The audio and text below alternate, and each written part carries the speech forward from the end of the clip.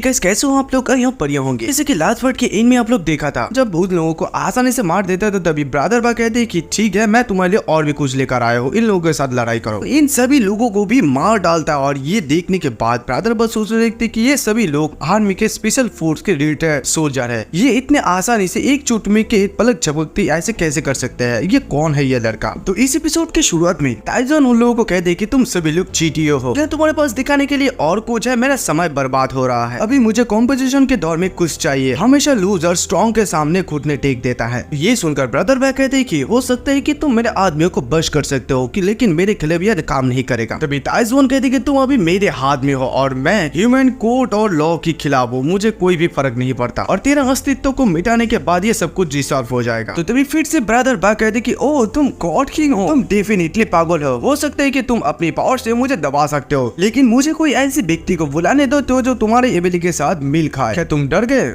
हाँ, तो ये सुनकर टाइजन कहते कि ओ तो तुम्हारे पास अभी भी दिलचस्प बातें करने की काफी बातें हैं, ठीक है मैं तुम्हारी इच्छा को पूरा करूंगा। मैं अभी देखना चाहता हूँ कि तुम्हारी मदद करने के लिए इस बार तुम किस कैरेक्टर को बुलाना चाहते हो, ये अभी बहुत ही इंटरेस्टिंग हो रहा है। देखो अभी मुझे डिसअपॉइंटेड मत करो, और ये मुझे बहुत ही ज्यादा मजा देता है जब मेरे सामने कोई हेल्पलेस होता है। अगर तुम मेरे सामने कोई पुअर ओपोनेंट लाए तो ये मैं बर्दाश्त कोई भी नहीं करूंगा। और तभी ब्रदर बाग किसी को क्या लगातार कॉलर कहते कि हाँ ये मैं हूँ। फिर वो ब्रदर बाग टाइजन से कहते कि हे बच्चे, तुम नहीं जानते हो कि मैं किस बात को बुलाया, लेकिन मैंने जिस आदमी को बुलाया वो इस चूजू में सबसे बड़ा आदमी है, वो अपने आप में इस सिटी का पाप है। तुम अभी बहुत ही ज्यादा मुश्किल में पड़ने वाले हो, तुम उनके साथ कोई भी नहीं लड़ सकते हो, भले तुम्हारा राइट साइड हो, उनकी आंखों में तुम कुछ भी नहीं हो, लोगों के सामने तुम कुछ भी नहीं हो। बाद फिर से ब्रदर पर कहते कि चलो अगर तुम मुझे प्रॉमिस करते हो कि तुम फ्यूचर में मुझे पूजा करोगे, मुझे बड़े भाई कहोगे, तो मैं तुम्हें माफी कर सकता हूँ और तुम मेरे आदमियों से माफी भी मांगोगे। तो इसके बारे में तुम्हारा क्या ख्याल है मुझे बताओ, मैं फ्यूचर में अच्छे से तुम्हारा देखभाल करूंगा और तुम्हारा बेहतर लाइफ भी दे दूंगा। तभी टाइजन कहते कि लगता है कि तुम कुछ गलत समझ रहे हो, तुम ऑलरेडी हार चुके हो। क्या तुम चाहते हो कि मैं तुम्हें ब्रदर का हो? तुम्हारा स्टूपिडिटी का कोई अंदाजा नहीं है, इतना निर्लज हो तुम। ये सुनकर ब्रदर भाई कहते कि भाड़ में जाओ, तुम बाद में पछताना मत, तुम ये अपने आप के लिए हार्ड बना रहे हो, बाद में मुझे ब्लेम मत करना। तो तभी वहाँ पर मिस शो यानी कि जो जुअलियन चले आती है और इसे देखते ही ब्रदर भाई कहते कि मिस शो आप फाइनली आए गए हैं यहाँ पर। यही है वो बच्चा जिसने हमारे लड़कों के साथ बदतमीजी की है, इस इडियट ने आपके फैमिली के साथ फाइट करने की हिम्मत की है। मिस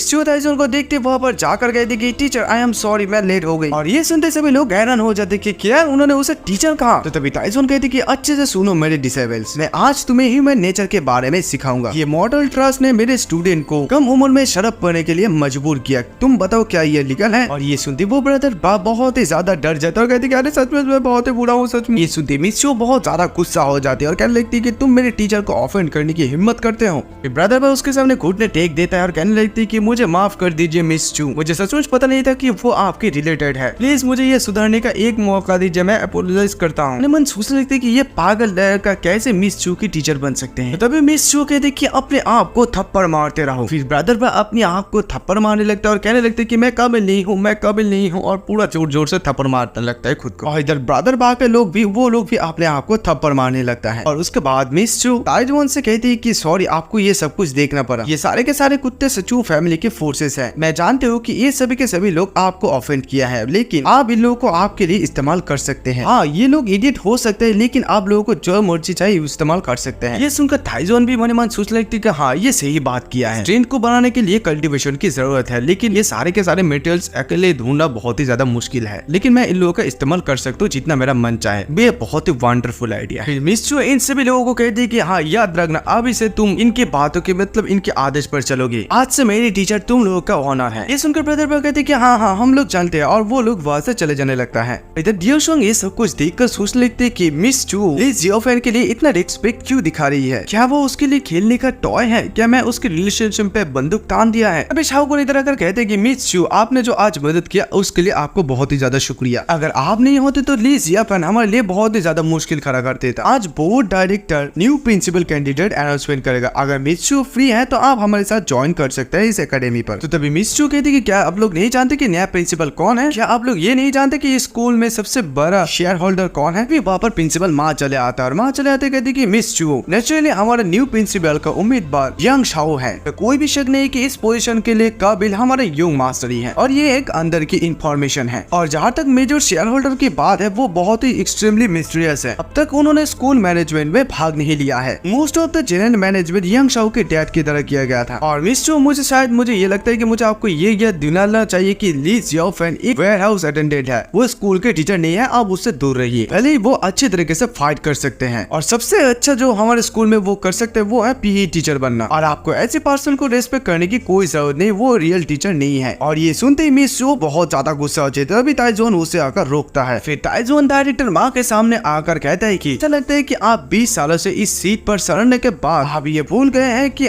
असली टीचर का मतलब क्या है। चलो मुझे कुछ बताओ, क्या हाल ही में आपका IQ खराब हो गया है? इस स्टूडेंट को हेल्प की जरूरत है, तुम उसे मदद करने के लिए रिफ्यूज कर देते हो। तुम्हें ये टीचर का टाइटल सुबह नहीं देता है। तो ये सुनकर डायरेक्टर माँ कहते हैं कि तुम क्या कहने की कोशिश कर रहे हो? ताइजोन कहते हैं कि देखो अभी तुम कुछ भी डिजर्व नहीं करते हो, तो तुम यहाँ से बाहर निकलो, नहीं तो मैं यहाँ पर बहुत ही ज्यादा खराब हो जाऊंगा। अभी भी मेरे अंदर रिस्पेक्ट बचा हुआ है। ये सुनकर डायरेक्टर माँ कहते हैं कि ली जियाओफेन तुम एक स्कूल का एक इंटरनल हो, तुम्हारा क्या अधिकार है मुझे स्कूल से बाहर निकाल देना? तुम ये सोचते हो कि तुम मुझसे छुटकारा पा सकते हो, तो ये अपने आप को तुम दिलासा दे रहे हो। ली जियाओफेन ऐसा लगता है कि तुम अब खुद ही अपने जॉब से बाहर निकल जाना चाहते हो। तभी ताइजोन डायरेक्टर माँ को जोर से एक थप्पड़ मारता है। तो थप्पड़ खाकर डायरेक्टर माँ कहती है कि तुम मुझे थप्पड़ मारे। तो तभी ताइजोन और एक थप्पड़ मारता है और मारकर कहता है कि ये लॉर्ड जानता है कि शिष्य को यानी कि डिसेबल्स को थप्पड़ क्यों पसंद है, ये बहुत ही सेटिस्फाइंग है और तुम इसके लिए क्या कर सकते हो। तो फिर भी डायरेक्टर माँ कहने लगती है कि तुम पागल हो, तुम पागल हो। और फिर ताइजोन उसे जोर जोर से फिर से थप्पड़ मारता लगता है। और ये डूशू कहने लगती है कि ली जियाओफेन ये तुम क्या कर रहे हो, ये क्रिमिनल एक्ट है, तुम किसी को इस तरीके से मार नहीं सकते हो, बंद करो अभी क्या अभी। और इधर जियोविन कहने लगती है ये तो लॉ को तोड़ रही है, कोई पुलिस को फोन करो और उसे अरेस्ट करवा दो। तभी शाओकुन भी कहते हैं कि ली जियाओफेन तुम्हें क्या लगता है कि सब कुछ वायलेंस से सॉल्व हो सकता है, तुम इसके लिए बाद में पछताओगे। तो तभी वहाँ पर ग्रैंडफा और अपने आदमी के साथ चले आता है। डायरेक्टर माँ उसे देखते ही कहने लगते है कि डायरेक्टर वांग आपको मेरा बदला जरूर लेना होगा, राक्षस मुझे मारने के लिए अपना पूरा फोर्स इस्तेमाल कर रहा है। मैं आपको रिक्वेस्ट करता हूँ कि एक innocent आदमी को जानबूझकर मारने के लिए उसे जेल भेजा जाए और कई वर्षों तक सजा दिया जाए। तभी डायरेक्टर वांग कहते हैं कि मिस्टर मा शांत हो जाइए, मैं आपको किसी व्यक्ति से इंट्रोड्यूस करवा देता हूँ, ये है मिस्टर चू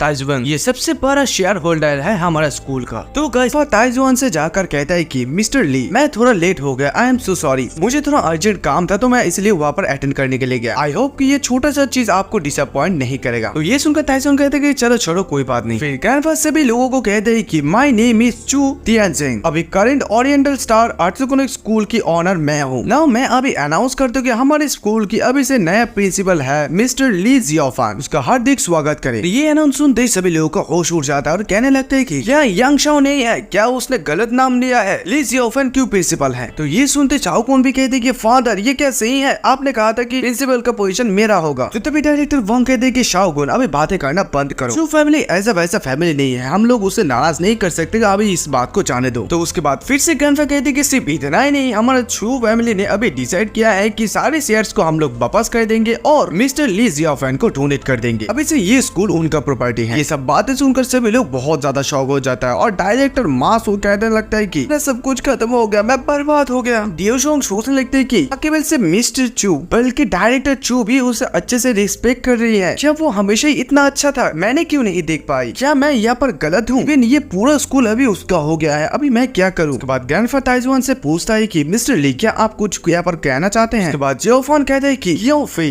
अभी से मैं तुम्हें मेरा एडवाइजर के रूप में अपॉइंटेड करता हूँ, अभी से तुम इस स्कूल का वाइस प्रिंसिपल हो, रिप्लेसिंग डायरेक्टर माँ की जगह पर। ऐसे इन्फेक्शन वाला लोगों को यहाँ से हटा देना चाहिए ताकि ये जल्दी से जल्दी सॉल्व हो जाए और उसके जैसे सभी लोगों को यहाँ से धीरे धीरे निकल दिया जाएगा। तो ये सुनकर जियोफेन का दोस्त बहुत ज्यादा शौक हो जाता है और कहने लगता है कि क्या तुम्हारा जो प्रिंसिपल बनने का बात है एक मौजक ने डूट, ये क्या सच में मैं गॉडजिला बनने वाला हूँ अभी, अब मैं भाई मतलब मेरा मतलब है मुझे वाइस प्रिंसिपल मुझे कुछ चिमटे दे भाई, क्या मैं सपना देख रहा हूँ दिन में, क्या ये सचमुच पॉसिबल है। तो उसके बाद जियोफेन ये सुनकर कहते कि अरे मैंने तुम्हें कहा था ना कि मैं तुम्हें जस्टिस दिलाऊंगा, हम लोग इस स्कूल में एक दूसरे के साथ मिलकर काम करेंगे। ये सुनकर पाई कहते कि अरे मजाक एक तरफ, तुम एकदम निश्चिंत रहो, मैं अपनी पूरी एबिलिटी के साथ ये निश्चित से करूंगा, मैं तुम्हें निराश नहीं करूंगा। शाओकुन उसके पापा को कहने लगते कि पापा ये लोग कैसे नॉनसेंस की तरफ बातें कर रहे हैं, क्या आप एग्री करते हैं, ये दोनों बच्चे अभी स्कूल चलाएगा। उसने मुझे अपमान किया और मैंने पोजीशन को छीन लिया जिसका मैं हकदार था। मैं इसे कभी भी बर्दाश्त नहीं करूंगा। तो ये सब कुछ सुनकर शाओकुन का फादर कहते हैं कि शाओकुन तुम अभी शांत रहो, चिंता करने की कोई जरूरत नहीं है। मैंने जिंगवेई फैमिली के साथ कांटेक्ट कर लिया है। 5 साल पहले चू तिएनजिन की फैमिली नी फैमिली के एक ब्रदर को मार दिया था और तब से इन दोनों के बीच में संघर्ष चल रहा है। नी फैमिली ने चू तिएनजिन को मारने के लिए बार बार हत्यारे भेजे लेकिन वो लोग हमेशा ही फेल हो गए। इस बार नी फैमिली ने उससे निपटने के लिए एक एक्सपर्ट को इनवाइट किया है और एट दैट टाइम हम लोग एक दूसरे के साथ सहयोग करेंगे यानी कि कोऑपरेट करेंगे और एक ही जजमेंट में चू फैमिली को इस चूजू में से अलग कर देंगे। उनका खौफ पूरी तरह से चूजू से मिटा देंगे हम लोग। ये सुनकर शाओकुन बहुत ज्यादा खुश हो जाता है और कहने लगता है कि गुड डैड, जब ये सब कुछ होगा तो मैं ली जियाओफन को मारने से पहले मेरे सामने कूटने के टेकने के लिए मजबूर करूंगा। तो उसके बाद मिस चू जियाओफन से कहती है कि टीचर कल रात एक कार्रवाई होगी, अगर आप इंटरेस्टेड है तो आप जाकर चेक कर सकते हैं क्योंकि वहाँ पर खजाना मिलने की बहुत ही आशंका है। तो ये सुनकर जियाओफन सोचने लगते हैं कि क्या आप पर रियलिन की कॉम्पैक्ट में अर्थ की खजाना कैलिबर से मिल खा सकते हैं। उसके बाद में फिर से मिस चू कहती है कि लेकिन पिछली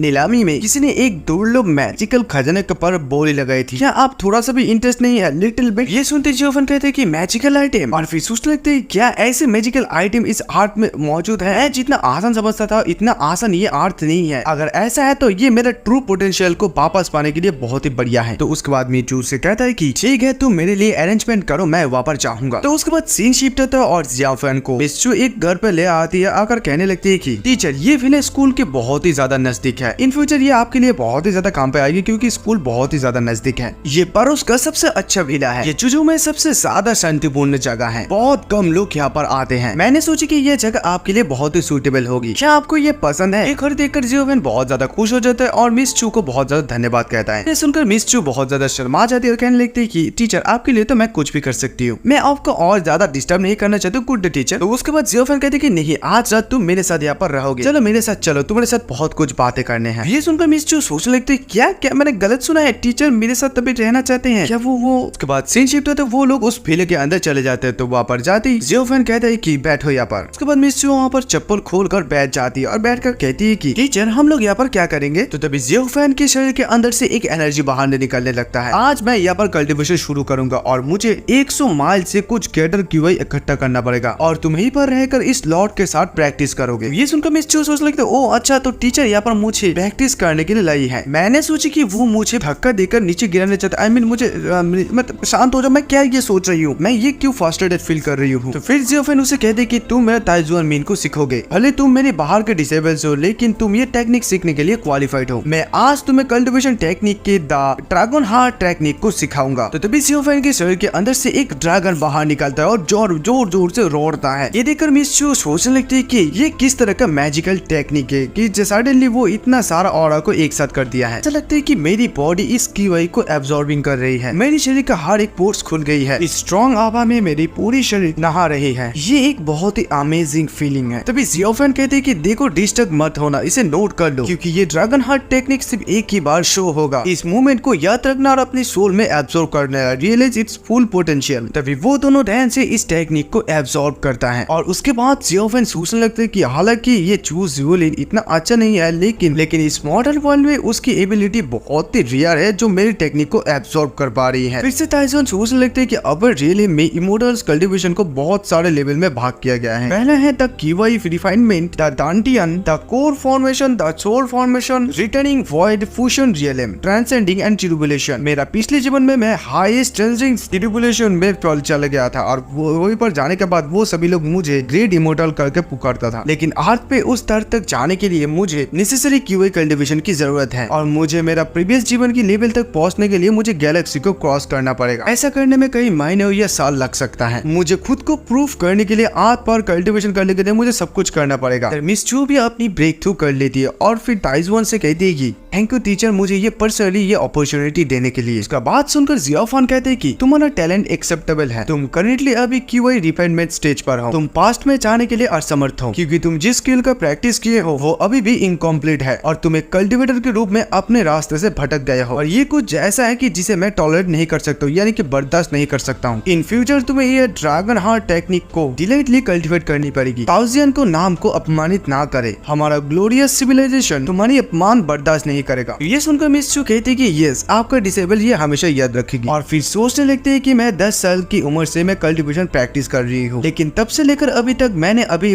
वही डिफेंस स्टेज पर पहुंच नहीं पाई हूँ। जब तक मैं टीचर के साथ नहीं मिली तब तक मैं एक शून्य तक भी पहुंच नहीं पाई। और टीचर बहुत ही मिस्टीरियस पर्सन है, उसके बारे में और अधिक जानना चाहती हूँ। टीचर का टैलेंट बहुत ही मॉन्स्टरियस है। मुझे सिर्फ एक ही रात लगा मेडिटेट करने के और मैं इसे ब्रेक थ्रू कर दी। ग्रैंडफा ने उसके साथ मिलकर रॉन्ग डिसीजन नहीं लिया है। मैं बहुत ही ग्लैड हूँ कि मैं टीचर से मिली। और फिर जियोफेन उसे एक लिस्ट देता है और कहते हैं कि मुझे कुछ चीज की जरूरत है जो इस लिस्ट पर है। तो ये लेने के बाद मिस चू कहती है कि इन चीजों को अरेंज करने के लिए कुछ लोगों को एक साथ करूंगा। इसी जियोफेन जब अपनी विलेज से बाहर आता है तभी वहाँ से डियो शुआंग और जियोलिन गुजरती है। जियोफेन उन लोगों को इग्नोर करके चले जा रहा होता था। तभी डियो शुआंग कहते हैं कि हे ली जियोफेन, वहीं पर रुक जाओ, मैं तुम्हें आदेश दे रही हूँ कि वहीं पर रुक जाओ। तभी जियोफेन कहते हैं कि तुम मुझे परेशान क्यों करती रहती हो। ये सुनकर शुआंग कहती है कि तुम ये सब क्या कह रही हो, मैं तुम्हें परेशान क्यों नहीं कर सकती हूँ, इसका मतलब क्या है तुम्हारा। ये सुनकर जियोफेन कहते हैं कि देखो जो बोलना है क्लियरली बताओ, मेरे लिए समय बहुत ही कीमती है। ये सुनते डियो शुआंग बहुत ज्यादा नाराज हो जाती है और कहने लगती है कि यू इडियट, तुम मुझे बहुत ही ज्यादा कंफ्यूजिंग कर रही हो। हम लोगों ने अभी तक ब्रेकअप नहीं किया है, तुम इसके बारे में मेरे साथ डिस्कस क्यों नहीं करते। और अगले दिन तुम मेरे घर में आए और मेरे पेरेंट्स के सामने तुम यंग शाओ कुन को ट्रबल मतलब परेशान किया। तुम ये सब कुछ क्यों कर रहे हो। मेरे मॉम तुमसे बहुत ही ज्यादा नाराज है, लेकिन हाँ अगर तुम ये स्कूल को मेरी फैमिली को गिफ्ट कर देती हो तो मेरे मॉम तुम्हारे साथ मेरी शादी कंसीडर कर सकते हैं। ये सुनते जियोफेन कह दे कि तुम कम उम्र में बूढ़े हो गए, ये स्कूल और गिफ्ट में उम्र की लालच की कोई सीमा नहीं है, तुम भ्रमित हो। और फिर जियोफेन सोचने लगते कि ये लड़की अपनी माँ की बॉश में है। ये पिछले जीवन से भी ऐसी थी, माँ और बेटी की भेदफुल जोड़ी। ये लोग मेरा मेहनत का कमाई चाहते हैं और मेरी फैमिली को धोखा देना चाहते हैं। सपने देखते रहो और अपना पार्ट अच्छे से प्ले करो चीटिए। तो फिर से डियो शुआंग कहती है कि ली जियोफेन, मेरे सामने एरोगेंट बनने की हिम्मत मत करो। ये स्कूल तुम्हारा हो सकता है लेकिन तुमने इसे कमाया नहीं है, किसी ने ये तुम्हें गिफ्ट किया है। क्या तुम मिस चू से भीख मांगे थी ये पाने के लिए? तुम्हें क्या करना था, तुम उसके सामने एक आज्ञाकारी कुत्ते की तरह पूछ हिलाना। लेकिन जब मिस चू को आपकी जरूरत नहीं पड़ेगी तो ये सब कुछ वो वापस ले लेगी और तुम्हारे पास कुछ भी नहीं बचेगा। अदरवाइज तुम इतना कैसे चेंज हो गए हो, तुम्हारा फैमिली बैकग्राउंड के साथ ये तुम्हारे लिए इम्पॉसिबल है। और इवन मिस चू भी तुम्हें टीचर कह के पुकारती है, तुम उसके साथ कैसा गंदा खेल खेल रही हो। ये सुनकर जियोफेन कह देखिए तुमने मुझे बोर कर दिया, हैव ए गुड डे। ली जियोफेन वहां से चले जाने लगता है तो ये देखकर डी शुआंग कहने लगते है कि ली जियोफेन तुम ऐसी एक्टिंग करते रहो और एक दिन इसके लिए तुम्हें पछतावा होगा। और फिर डियो शुआंग सोचने लगती है कि ये गद्दार जब भी उसके साथ मिलना चाहते थे वो तुम उठाकर चले आते और मेरे बात एक अच्छे डॉग की तरह सुनती थी। लेकिन डैम वो अभी कैसे बदल जा सकता है, क्या वो मिस चू के लिए बदल गया है? ओ कमीना, मैं तुम्हें इससे ज्यादा दूर नहीं जाने दे सकती हूँ। क्या तुम सुन पा रहे हो, मैं तुम्हें इतने आसानी से नहीं जाने दूंगी, हमेशा मेरी कुत्ता बनकर रहोगे, ये तुम्हारा लाइफ है। तभी जियोफेन का एक फोन आता है तो जियोफेन फोन पकड़ती फोन के उस साइड से कहती है कि हाँ मैं आंटी कह रही हूँ, क्या तुम्हारे पास समय है आज रात के डिनर के लिए? मैंने तुम्हारे लिए बहुत अच्छा खाना बने हैं, तुम आके इससे ट्राई कर सकते हो। दरअसल मैं तुम्हारे साथ उस स्कूल के बारे में डिस्कस करना चाहता हूँ, अगर तुम मेरी ये बेटी को ये गिफ्ट कर देते हो। तभी जियोफेन कहते कि ये लॉर्ड तुम्हें और तुम्हारी बेटी को कभी भी एक भी चीज भी नहीं देगा और दोबारा मुझे कभी भी फोन मत करना। तो तभी डियो शुआंग की मॉम कहती कि व्हाट, तुम क्या कर रही हो ये सब? के बाद जियोफेन फोन कर देता है और सोचने लगता है कि मैं तुम सभी लोगों को साफ कर दूंगा, सिर्फ किस दिनों तक इंतजार कीजिए। तो तभी जियोइंग कहती कि हे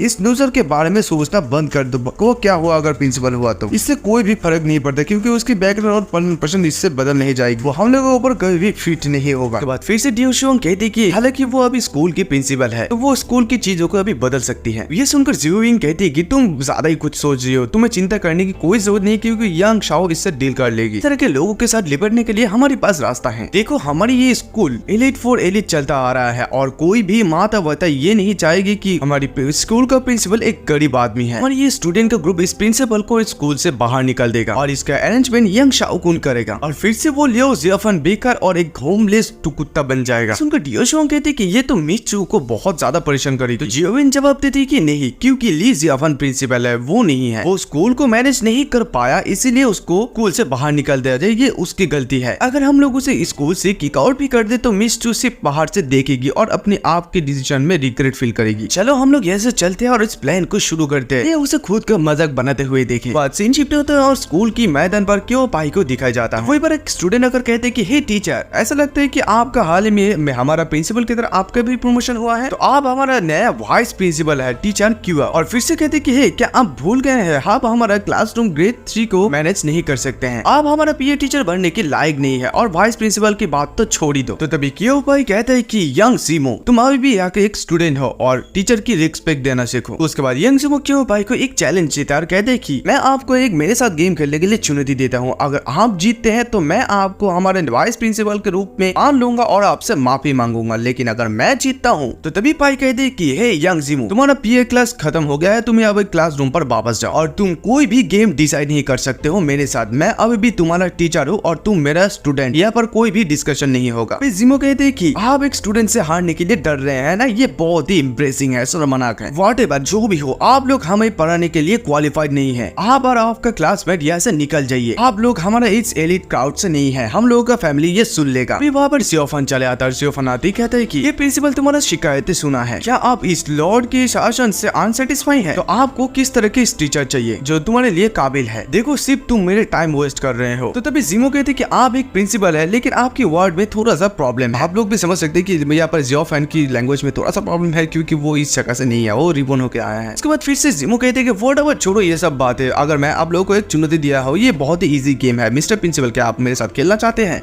तो तभी जियोफन कहते कि ओ तो ये जीटीओ का बच्चा गॉड किंग के साथ डील करना चाहते हैं, इंटरेस्टिंग, बहुत ही बड़ा इंटरेस्टिंग। समय समय पर ऐसा चीजें करना बुरा भी नहीं है। ठीक है चलो मुझे इंटरटेन करो और मुझे आशा है कि तुम इस एकेडमी को निराश नहीं करोगे। तो फिर से जिमो कहते कि मैं ये आपके लिए नहीं कर रहा हूँ और आप मुझे नीचे दिखाने की कोशिश कर रहे हैं। आप बहुत ही लकी है कि किसी और की वजह से आपको ये स्कूल मिला है, आपको यहाँ पर कुछ कहने का मौका नहीं मिलेगा। आइए आप देखते हैं कि आप मुझे बीट कर पाते हैं या नहीं। इसके बाद सुनकर जियोफन कहते कि ये चीटी का छोटा बच्चा बहुत ज्यादा बातें करता है। तो जियोफन का बातें सुनकर फिर से जिमो कहते कि मैं नहीं हारूंगा और ऐसे अजीब बातें करना बंद करो, ये बहुत ही डरावना है। मुझे आपको कुछ भी ऑफर करने की जरूरत नहीं है, ठीक है? अगर आप जीतते हैं तो मैं फ्यूचर में आपकी सारे के सारे बात सुनूंगा, अगर लेकिन मैं जीतता हूँ तो मैं आपको स्कूल से बाहर निकाल दूंगा। ये कैसा रहेगा? मैं तुम्हें हमारे स्कूल से बाहर निकाल देना चाहता हूँ। और फिर से कहते कि हे डूड तुम और दोबारा सोच लो, क्योंकि हमारा वो बच्ची यंग सी बहुत अच्छा खेलने में है और वो हमारे डिपार्टमेंट की स्कॉलरशिप स्टूडेंट है, वो हमारे स्कूल की रिकॉर्ड ब्रेकिंग स्टूडेंट है, वो स्कूल के लिए बहुत सारे अवार्ड भी जीता है। बच्चे के साथ खिलवाड़ मत करो क्योंकि वो बहुत ही ज्यादा सीरियस है। बट जियोफन पाई से कहते हैं कि तुम मेरे ऊपर विश्वास रख सकते हो, हम लोग सिर्फ हार्ड कांटेक्ट करने के लिए ये डील कर रहे हैं। तभी वहाँ पर जियोइंग भी होती है, तो जियोइंग कहने लगती है कि यंग मास्टर यंग लोगों को ट्रिक करने में बहुत ही ज्यादा माहिर है और ली जियोफन उसके ट्रैप में फंस गया है। तब तक इंतजार करो जब तक ना उसे स्कूल से बाहर निकाल दिया जाए। उसके बाद वो लोग भी रेडी हो जाता है गेम खेलने के लिए। तो तभी जियोइंग ये देखकर कहने लगती है कि जियोफन यंग जिमो के सबसे फेवरेट सब्जेक्ट पर उसके साथ कंपटीशन करने की हिम्मत की, क्या डम आदमी है। पिछली बार स्पार्थ हुई रिकॉर्ड में 76.74 मीटर था और यंग जिमो 74 मीटर कर सकते हैं। प्रीवियस मैच में वो उसका चैंपियन था। ली जियोफन निश्चित रूप से अपनी मौत का दरवाजा ढूंढ रहा है। ये सुनकर डियोशोंग सोचने लगती कि ली जियोफन तुम अपने आप पर बहुत ही ज्यादा कॉन्फिडेंस हो, मैं सिर्फ तब तक इंतजार करूंगा जब तक ना तुम एक स्टूडेंट के सामने हार जाते हो और तब मैं ये भी देखूंगी कि तुम्हारे पास इस जगह पर रहने के लिए कौन सी चेहरा रहते हैं। तो उसके बाद जिमो अपना भाला उठाकर पहला भाला फेंक देता है। जिमो अपना भाला पहले फेंकता है तो उसका भाला इतना दूर जाता है कि ये देखकर स्टूडेंट लोग हैरान हो जाता है और कहने लगता है कि यंग जिमो ने 75.4 मीटर थ्रो किया है। ये सुनते सभी स्टूडेंट लोग कहने लगते हैं कि वाओ यंग जिमो ने फिर से अपना रिकॉर्ड तोड़ दिया है, उसका फ्यूचर बहुत ही ज्यादा ब्राइट है। नेक्स्ट हम लोग देखेंगे हमारे न्यू प्रिंसिपल का एक्शन, निश्चित रूप से वो अपनी हार को मानेगा। तो उसके बाद जियोफन भी अपना भाला हाथ पर लेता है। जियोफन वहाँ पर खड़ा रहता है तो ये देखकर उसका दोस्त भी कहता है कि ए जियोफन तुम इसको लेकर यहाँ पर खड़ी क्यों हो? अगर तुम बिना दौड़े इसको थ्रो करते हो तो फिर तुम हार जाओगे, ये ज्यादा दूर तक नहीं जाएगा। तभी जियोफन जवाब देता है कि मुझे इसका कोई जरूरत नहीं है, मुझे ये करने के लिए यानी कि ये थ्रो करने के लिए मुझे दौड़ने की कोई जरूरत नहीं है। ये सुनते बाकी सारे स्टूडेंट लोग कहने लगते हैं कि वो ये कहने का हिम्मत करते हैं, वो बहुत ही एरोगेंट है यानी कि बहुत ही अहंकार है। तो तभी और एक स्टूडेंट कहते हैं रुक जाओ बस उसे हारते हुए देखो। कुछ स्टूडेंट कहने लगते हैं कि मुझे लगता है कि वो पागल हो गया है, अरे यार ये क्या कर रहे, वो इस समय भी दिखावा कर रहा है। इधर जिमो कहने लगते हैं कि आप हारेंगे तो आप मेरे सामने इतना कटर बनने की नाटक कैसे कर रहे हो? और तभी जियोफन अपनी भाला को फेंकता है, उसका भाला बहुत तेजी से जाकर उम्मीद से भी ज्यादा दूर जाकर गिरता है। वो लोग जब इसे नापते हो तो देखते हैं कि 105 मीटर गया है। ये देखकर भाई सभी लोगों का होश उड़ जाता है कि ये कैसे पॉसिबल हो सकता है, वो कैसे किया है सब। तो तभी स्टूडेंट लोग कहने लगते हैं कि वर्ल्ड रिकॉर्ड है 98 मीटर, मुझे ये मतलब बताओ कि इसने ये रिकॉर्ड तोड़ दिया। डियोशोंग सोचने लगती है कि क्यों ऐसा हमेशा क्यों होती है? मैं जब भी उसकी प्रेडिक्शन करती हूँ वो हमेशा गलत होती है। तो उसके बाद जियोफन कहते कि ये कैसा रहा? तो फिर चलो बताओ यंग जिमो, तुम अपना हार को मानते हो या नहीं? लेकिन जिमो फिर भी नहीं हार मानता है और एक चुनौती देता है कि नहीं, अभी तक भी तो नहीं, ये वाला बहुत ही ज्यादा हल्का था, चलो अभी हम लोग मेटल बॉल थ्रो कंपटीशन करते हैं। तो ये सुनकर जियोफन कहते कि ओके ठीक है, आज तुम जो भी कॉन्टेस्ट करना चाहते हो कर सकते हो और मैं डेफिनेटली सब कुछ जीतूंगा। उसके बाद सीन शिफ्ट होता है, जिमो एक मेटल बॉल को लेता है। तो उसके बाद वो अपनी पूरी ताकत लगाकर डेडिकेशन के साथ उस बॉल को भी थ्रो कर देता है और उसका बॉल 21 मीटर दूर तक भी जाता है। ये देखकर सभी स्टूडेंट बहुत ज्यादा खुश हो जाते थे और कहने लगते कि यंग मास्टर जिमो बहुत ही अमेजिंग है। जियोइंग कहने लगती है कि इस मेटल थ्रोइंग बॉल का वर्ल्ड रिकॉर्ड है 22.47 मीटर और यंग जिमो ने 21 मीटर थ्रो किया है। ये गैप बहुत ही ज्यादा छोटी है, लेकिन क्या जियोफन ये उसको जीत पाएगा? उसके बाद जियोफन से कहता है कि टीचर अभी आपकी बारी। तो तभी जियोफन कहते है कि मुझे एक मेटल बॉल ला के दो जिसका वेट यंग जिमो ने जिसे थ्रो किया उससे 2 गुना हो। ये सुनते स्टूडेंट लोग काइंड ऑफ थोड़ा सा शॉक हो, मतलब गुस्सा हो जाता है और कहने लगता है कि ये अभी भी शो ऑफ करना बंद नहीं करेगा। चलो हम भी देखते हैं कि वो अपने आप को कैसे शर्मिंदा करते हैं। इसके बाद एक लड़का वो वेट मेटल बॉल लेकर आता है तो और एक लड़का ये देखकर कहने लगता है कि मेटल बॉल इतना भारी है कि उसे भी कुचल कर मार सकता है। लड़का वहां पर ये बॉल लेकर जाते ही तो तभी वहां पर जियोफन उस बॉल को बहुत ही आसानी से पिकअप कर लेता है और उस बॉल से टॉस खेलने लगता है और वहां पर खड़े रही थी उस बॉल को थ्रो कर देता है और वो बॉल सीधा जाके वॉल पर लगकर वॉल टूट जाता है। और ये देखकर स्टूडेंट लोग कहते हैं कि अरे बाप रे, ये तो इम्पॉसिबल है, इट्स इनसेन। इधर जिमो सोचने लगते हैं कि क्या इस वर्ल्ड में कोई भी ऐसे इंसान है जो इस मेटल बॉल को इतनी फोर्स से ऐसे फेंक सकता है? क्या वो ह्यूमन है? इसके बाद जियोफन कहते हैं कि ये कैसा हुआ, चलो अभी शिकार कर लो। उसके बाद भी जिमो हार नहीं मानता है और कहता है कि अगर तुम इतना स्ट्रॉन्ग हो तो इस बार हम लोग ताइक्वांडो को ट्राई करेंगे और अगर आप इस बार जीत गए तो मैं अपना हार मान लूंगा। तो उसके बाद सीन शिफ्ट होता है, वो लोग और एक जगह पर आ जाता है गेम खेलने के लिए। तो वहाँ पर जाते कहते कि टीचर ये कैसा रहा,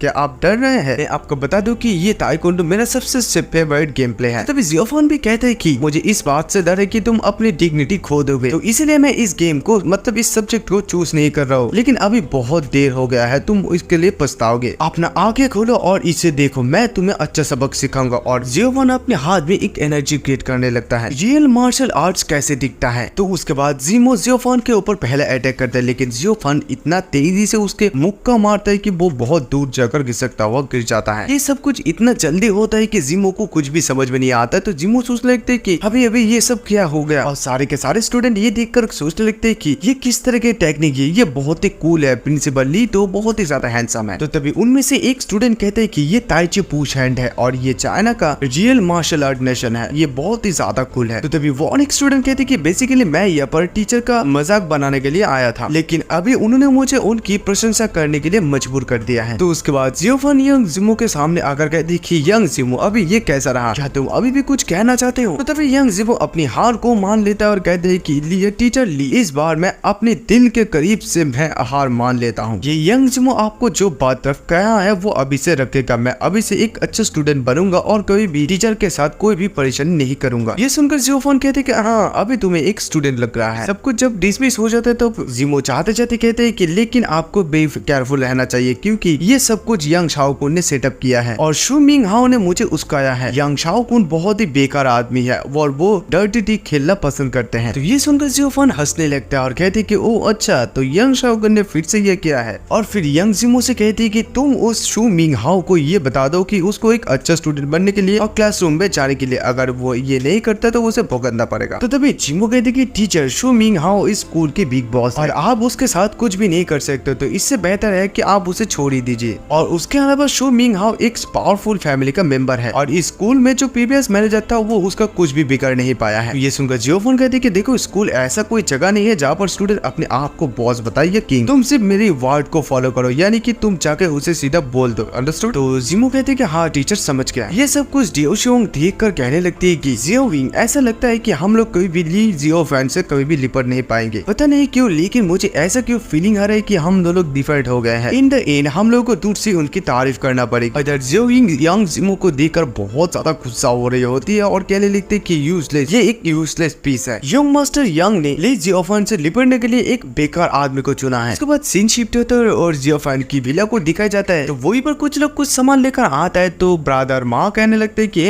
इस सभी चीजों को अंदर ले जाओ और फिर कहते हैं कि मास्टर ली और गेट मिस शू, मैंने इन सारे इंग्रेडिएंट्स को प्रिपेयर कर लिया है, इन सारे चीजों को ढूंढने के लिए मुझे मेरे आदमियों को पूरा चूजू को खोदना पड़ा, लेकिन सिर्फ एक ही चीज की कमी है, वो है फॉलिंग ड्रैगन वुड। मैंने इसे बहुत जगह पर ढूंढा लेकिन किसी के पास भी ये नहीं है। ये सुनते मिस चू कहते कि तुम इस तरह से काम करते हो, अगर तुम्हें ये चूजू में नहीं मिली है तो तुम दूसरी जगह पर क्यों नहीं ढूंढ पाते हो। तो तभी जियोफन कहते कि हे रुको, हम लोग उसे इस सिचुएशन में ब्लेम नहीं कर सकते क्योंकि ये फॉलिंग ड्रैगन वुड बहुत पुराना ट्री से मिलता है और इसे ब्लैक गोल्ड वुड भी कहा जाता है। देखो इसको बनाना बहुत ज्यादा मुश्किल और नॉर्मल पर्सन के लिए ढूंढना भी बहुत ज्यादा मुश्किल है। तभी मिस चू कहते कि मैंने फॉलिंग ड्रैगन वुड के बारे में कभी भी नहीं सुना है, लेकिन ब्लैक वुड गोल्ड के बारे में ये साउंड बहुत ही जाना पहचाना सा लग रही है। तो उसके बाद मिस चू को कुछ याद आती है और कहने लगती है कि टीचर मुझे याद है, क्या मैंने आपको जब बोका ऑक्शन के बारे में बताया था ना, अगर मैं गलत नहीं हूँ तो उस ऑक्शन में ब्लैक गोल्ड वुड मौजूद हो सकता है ये आइटम। ये सुनते जियोफन सोचने लगते कि ऐसा लगता है कि मुझे उस ऑक्शन पर जाना ही पड़ेगा क्योंकि वहाँ पर फॉलिंग ड्रैगन वुड जैसे रेयर आइटम भी है। मेरा पिछले जीवन में मैंने सोचा था कि ये आर्ट बहुत ही ज्यादा सिंपल है, लेकिन अभी मुझे पता चल रहा है कि ये आर्ट इतना भी सिंपल नहीं है, ये बहुत ही इंटरेस्टिंग होता जा रहा है। जियोफन एक जगह पर चले आता है तो वहाँ पर ब्रदर माँ भी होता है। तो जियोफन वहाँ पर आते ब्रदर माँ जियोफन से कहता है कि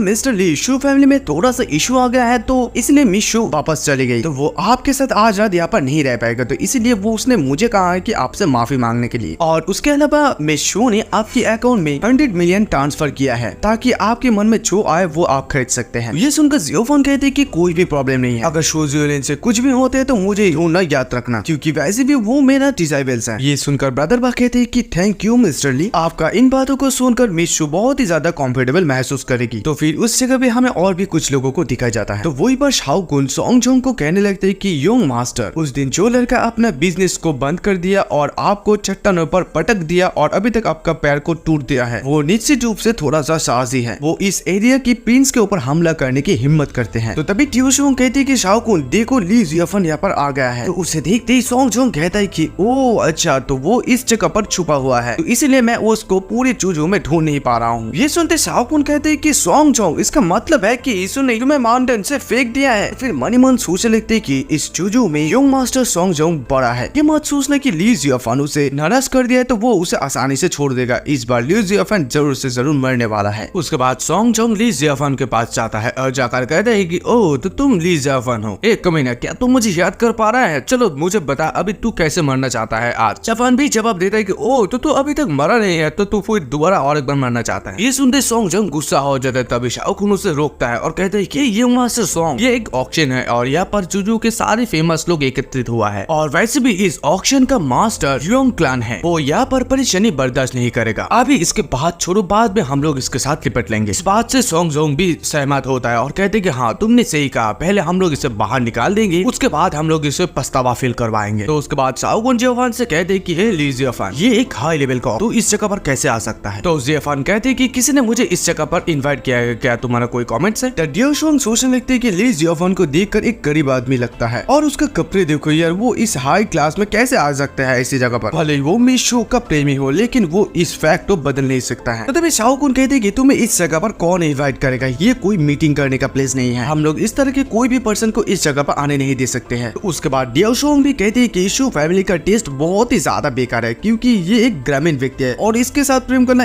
मैं तो इसके बारे में सोचती उल्टी करने सोचती हूँ। फिर मनी मन सोच लगते कि ली जियोफन, लास्ट टाइम तुमने मुझे ये स्कूल शादी के गिफ्ट में दौर में देने के लिए इनकार कर दिया है और इस बार मैं तुम्हें शाओकुन की मदद से कुचल दूंगा। तो उसके बाद सोंगजोंग एक डायरेक्टर जू को कहते हैं कि हे डायरेक्टर, आप यहाँ पर क्या कर रहे हैं, आप ऐसे गरीब व्यक्तियों के इस जगह पर आगे से आने दे सकते हैं। तो उसके बाद शाओकुन फिर से कहते हैं कि इस जगह पर जो भी गेस्ट है सोसाइटी में, इन सभी लोगों का पोजीशन इतना भी नॉर्मल नहीं है, तुम बदकिस्मत होकर उन लोगों के साथ खिलवाड़ करे और उन लोगों को ना खुश कर दे तो इसका रिस्पॉन्सिबिलिटी कौन उठाएगा? तभी वहाँ पर डायरेक्टर जो किसी गार्ड को बुला लेता है, यानी कि बहुत सारा गार्ड यहाँ पर चले आता है और जियोफन को घेर लेता है। तो जियोफन कहते हैं कि वो अच्छा तो ये बहुत ही इंटरेस्टिंग है। तो फिर से डायरेक्टर जू कहते हैं कि क्या तुम जानते हो कि ये जगह कौन सा जगह है? अभी ऐसे निकल जाओ, अगर तुम नहीं चाहते हो तो मैं तुम्हारे ऊपर पोलाइट नहीं रहूंगा। और फिर जियोफन सोचने लगते हैं कि इसमें कोई भी आश्चर्य नहीं है कि ये युवान के पास कुछ एबिलिटीज है और इसी वजह से वो इस जिंगमे में टॉप पोजीशन पर है। ऐसा लगता है कि इस वांग ने इस नीलामी को बहुत ही ज्यादा सीरियसली लिया है। आई होप कि मैं यहाँ पर कुछ अच्छा बेट किया हूँ, नहीं तो मेरा समय बर्बाद हो जाएगा। तो उसके बाद जियोफन डायरेक्टर जू से कहते हैं कि देखिए आप तो इस जगह के डायरेक्टर हैं, तो आप सिर्फ एक साइड का बात क्यों सुन रहे हैं? देखो मैं आपको बता रहा हूँ कि मेरे पास इस जगह पर आने के लिए इन्विटेशन है, अगर आप मुझ पर बिलीव नहीं करते हैं तो आप रिसेप्शन पर जाकर चेक कर सकते हैं। तो ये सुनकर डायरेक्टर जू कहते हैं कि देखो मुझे चेक करने की कोई जरूरत नहीं है, अगर यंग ब्लॉकबस्टर सॉन्ग ने ये कहा है तो ये सही है। और फिर गुस्सा दिखाते हुआ कहने लगते हैं कि गेट लॉस्ट डैम इट, क्या तुम्हारा माता पिता ने तुम्हें ये नहीं सिखाया कि यहाँ पर कचरा लाना नहीं चाहिए? ये सुनते जियोफान गुस्सा हो जाता है और उसे जोर जोर से थप्पड़ मारने लगता है। जियोफान उसे मारने के बाद कहता है कि वो मेरे सामने दूसरों का अपमान नहीं करना चाहिए, स्पेशली मेरे पेरेंट्स के बारे में। किंग डायरेक्टर जो उसके कोई भी बात की परवाह नहीं और उन लोगों को कहते कि तुम लोग वहाँ पर खड़ा रहकर क्या कर रहे हो, आ जाओ और इसे मार डालो। और ये सुनते शाओ खुन और सॉन्ग जोंग बहुत ज्यादा खुश हो जाता है और सॉन्ग जोंग कहता है कि ये लड़का अभी बहुत ज्यादा अनलकी है क्योंकि ये वांग का क्लैन के एरिया है। उन लोगों के साथ डिया चुआंग भी कहते हैं कि वो बेसिकली इस ऑक्शन की इम्पोर्टेंस नहीं जानते हैं और वो अभी भी उस ग्रेट मीटिंग की तरह यहाँ पर भी आरोगेंट बन रहा है। तभी सारे के सारे बंदा ताइजुआन को यानी कि जियाफान को मारने के लिए आता है। तो तभी वहाँ पर और एक लड़की की एंट्री हो जाती है। वो आते कहते कि तुम लोग वहीं पर रुक जाओ, ये सब तुम लोग क्या कर रहे हो? तभी डायरेक्टर उसे देखते ही कहता है कि वंग मैनेजर नमस्ते, ये आदमी हम लोगों के साथ बदतमीजी कर रहे हैं और हम मुझे भी मार रहा है। क्या आप देख रहे हैं कि उसने मेरे चेहरे को सुझा दिया है, तो इसलिए मैं अपने आदमियों को उसे सबक सिखाने के लिए ऑर्डर दे रहा हूँ। तभी वो लड़की इस डायरेक्टर को एक जोर का थप्पड़ मारती है और कहने लगती है कि तुम्हें क्या लगता है कि तुम सोचते हो कि तुम कौन हो? तुम्हारा हिम्मत कैसे हुआ मेरे इंपॉर्टेंट गेस्ट को इंसल्ट करने का? और फिर जियोफान के सामने आकर कहती है कि मास्टर ली, आपने मुझे बचाया था लेकिन मैंने अभी तक आपके साथ कांटेक्ट नहीं की है। ऐसा मत सोचिए कि मैं आपको यहाँ पर ढूंढ लिया हूँ। आई एम सो ग्लैड, मैं आपको यहाँ पर देखकर बहुत ही ज्यादा खुश हूँ। तभी सॉन्ग जोंग कहते कि वांग पाई आप सिर्फ इस वांग क्लैन की एक ब्रांच है और आप मेरा बिजनेस पर दखलदारी करने की हिम्मत करते हैं। तो तभी वो लड़की यंग पी कहती कि सॉन्ग जोंग इसे सुनो, अगर तुम नहीं जानते हो कि आज मैं इस ऑक्शन का इंचार्ज हूँ, अगर तुम ये नहीं चाहते हो कि तुम्हें यहाँ से बाहर निकल दिया जाए तो अपना मुंह बंद रखो और इस मैटर को मैं इतनी आसानी से नहीं भूलूंगी। आज नहीं आओ तो कल, तुम सिर्फ इंतजार करो। फिर भी सॉन्ग जोंग कहते कि तुम इतना भी स्पेशल नहीं हो क्योंकि तुम इस वांग क्लैन की एक ब्रांच हो और तुम्हारा इतना हिम्मत कि तुम ऐसे बात कर रहे हो। तुम कब तक इस वांग क्लैन की पावर को उधार लेकर चलोगी? जल्दी तुम मेरे होने वाली हो। तो उसके बाद वांग पे जियोफान से पूछती है कि मिस्टर ली आप इस ब्लाइंड कुत्ते के साथ क्या करना चाहते हैं? तो तभी जियोफान वहां पर जाके उसके पैर को तोड़ देता है और ये देखकर सभी लोग बहुत ज्यादा शॉक हो जाता है और सोचने लगते हैं कि उसने उसके पैर को तोड़ दिया है और ये लोग सोचने लगते हैं कि ये कुछ बहुत ज्यादा ही हो रहा है। उसके बाद पे फिर से जियोफान से कहती है कि चलिए अंदर ऑक्शन को ऑर्गेनाइज किया है, मैं भी आपके साथ जाऊंगी। फिर जियोफान के हाथ पकड़ के वहां से जाने लगती है और मनी मन सोचने लगती है कि मैं उसके साथ रहकर बहुत ही ज्यादा सेफ और कंफर्टेबल महसूस करती हूँ। और जियोफान इधर सोचने लगती है कि ली जियोफान पहले शो जियोलिन के साथ और अभी यंग पे के साथ तुम ऐसे क्या कर रहे हो जिसकी वजह से ये लोग तुम्हें इतना ज्यादा रिस्पेक्ट दिखा रहे हैं? और इधर वो दोनों हाथ पकड़कर वहां से ऊपर जाने लगते हैं। तो और इधर शाओकुन मने मन सोचने लगते हैं और बहुत ज्यादा गुस्सा होने लगता है कि ली जियोफान का किस्मत बहुत ही ज्यादा अच्छा है क्योंकि उसे मदद करने के लिए हर समय कोई ना कोई लड़की आ जाती है और ये दोनों लड़की तो दिया शुआंग से भी बहुत ही ज्यादा बेहतर है। तो तभी वहां पर अचानक से और एक बंदा आ जाता है, नया कैरेक्टर। वो आती कहती कि तुम दोनों वहीं पर रुक जाओ। तो इस बंदे को देखते ही शाओकुन कहती कि ग्रेट, योंग मास्टर सू अभी आ गया है, ये बहुत ही अच्छा है। अब वो बच्चा दर्द का स्वाद चखेगा। मैं अभी प्रेडिक्ट कर रहा हूँ कि वो इस मुश्किल से अभी बच नहीं सकता है। तो इस लड़के का नाम है सू जियोफिंग जो कि सू जियोलिन की ब्रदर है। तो इधर शाओकुन फिर से सोच लगते कि ये सू जियोफिंग और सू जियोलिन ये लोग सू फैमिली के फर्स्ट जनरेशन है और उसने 18 साल की उम्र में मिलिट्री पर ज्वाइन किया है और बहुत ही यंग में वो लेफ्टिनेंट भी है। और इसके अलावा मैंने ये भी सुना है कि वो कैंगलोंग आर्मी का एक टीम मेंबर है। और आपको ये पता होना चाहिए कि कैंगलोंग आर्मी 10,000 आदमियों से एक आदमी को चुनता है और ये सभी लोग एलाइट है। नॉर्मल लोग यहाँ पर ज्वाइन नहीं कर सकता, स्पेशल फोर्स के सुपर सोल्जर ही यहाँ पर ज्वाइन कर सकता है। सिर्फ इस चुजू में अभी सिर्फ सॉन्ग जोंग और जू फिंग को इस एलाइट माना जाता है क्योंकि उसके सू फैमिली के साथ कनेक्शन है, इसलिए शू जोंग फिंग को हायर पोजीशन मिलता है। और उसके अलावा शू जू फिंग इस वोयंग पे को भी प्यार करता है, लेकिन आधे साल पहले एक अमीर लड़का ने इस वोयंग पे को भी फॉलो किया है और रिजल्ट के तौर पे ये हुआ कि फिंग ने उसे बहुत ही ज्यादा पीटा है और वो लगभग आधा साल तक हॉस्पिटल पर एडमिट रहा। लेकिन इस पर ली जियोफान का किस्मत बहुत ही ज्यादा खराब है। पे कहते कि ए फिंग तुम क्या चाहते हो? तो तभी फैंग कहते कि ओ अच्छा, तो मैं क्या चाहता हूँ, इस शोजो में जो कोई भी मेरी महिला को यानी कि उमेद को हिम्मत करते है छूने की वो अभी मर जाता है। तभी वांग पे कहती कि शू जियोफिंग देखो तुम मुझे अपनी उमेद बताते हो लेकिन मेरे साथ तुम्हारा कोई भी कनेक्शन नहीं है। तो तभी फिंग कहती कि अभी तो नहीं लेकिन फ्यूचर में जरूर होंगे। और फिर पे को कहते कि तुम मेरे पीछे आ जाओ। और फिर जियोफान से कहते कि देखो मुझे जानना नहीं है कि तुम कौन हो और तुम्हारा फैमिली पोजीशन क्या है, सिर्फ तुम यहाँ से निकल जाओ और अगर ऐसे नहीं चाहते हो तो मैं तुम्हारा पछलिया तोड़ दूंगा। और ऐसा सिचुएशन देखकर बाकी सारे लोग कहने लगते हैं कि ये प्लेयर का जो इससे पहले बॉस बना था और डायरेक्टर के पैर भी तोड़ दिया था एक पैर से, और ये सब कुछ वांग पे की वजह से हो रहा है क्योंकि इसके पहले उसने मुझे मदद किया लेकिन योंग मास्टर सू फैमिली के आने के बाद कोई भी उसे मदद करने के लिए हिम्मत भी नहीं करेगा। और इधर शाओकुन ये देखकर सोचने लगते हैं कि अगर इस बार मिस चू फैमिली की मिस चू भी आ जाती है लेकिन फिर भी ली जियोफान मरने वाला है। हालांकि ली जियोफान ने मिस चू के किल चुरा लिया है, फिर भी अभी ली जियोफेंग बर्बाद होने वाला है। तभी वांग पे कहती कि शो जियोफेंग तुम क्या चाहते हो, वो जिस मेरा फ्रेंड है। और फिर सोचने लगती कि हालांकि ली जियोफेंग भी बहुत ही स्ट्रॉन्ग है, लेकिन अगर मार्शल आर्ट की बात किया जाए तो शो जियोफेंग भी गैंगलॉन्ग आर्मी का एक मेंबर है और ली जियोफेंग के लिए बहुत ज्यादा मुश्किल होने वाला है।